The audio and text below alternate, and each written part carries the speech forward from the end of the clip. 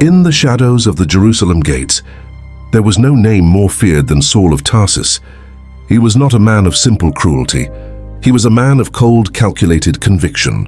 A brilliant scholar of the law, he saw the followers of Jesus not as a new religion, but as a stain upon the purity of Israel. To Saul, every prayer offered to the Nazarene was an act of treason against the Almighty. He watched the stones fall on Stephen, the first martyr, with a chilling composure. He didn't just permit the violence, he presided over it. As the blood stained the earth, Saul felt a grim satisfaction. He believed that to serve God he had to destroy the people of God. Armed with arrest warrants from the high priest, Saul set his sights on Damascus. He rode with the fury of a man who thought he held the lightning of heaven in his own hands.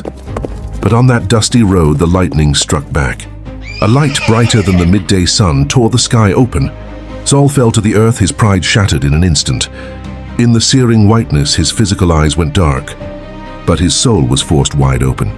"Saul, Saul, why do you persecute me?" The voice didn't come from a judge.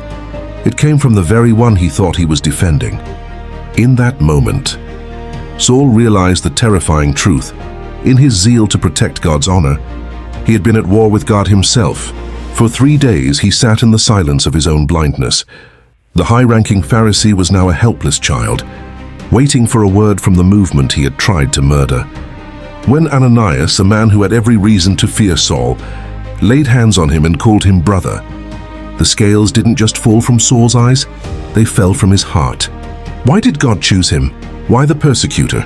The world would have chosen a man of peace, but God chose a man of war to fight a different kind of battle. He took Saul's unmatched knowledge of the law and turned it into a bridge for the Gentiles. He took Saul's Roman citizenship and used it as a passport to the ends of the empire.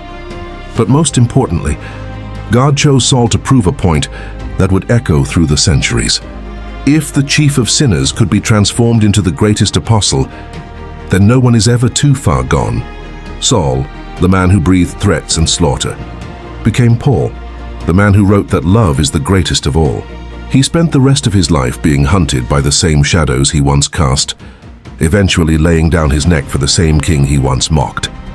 He was the living proof that grace does not look for the worthy, it looks for the willing. From the blood of Stephen to the letters that built the church, the story of Paul remains the ultimate reminder that God doesn't just call the qualified, he qualifies the called.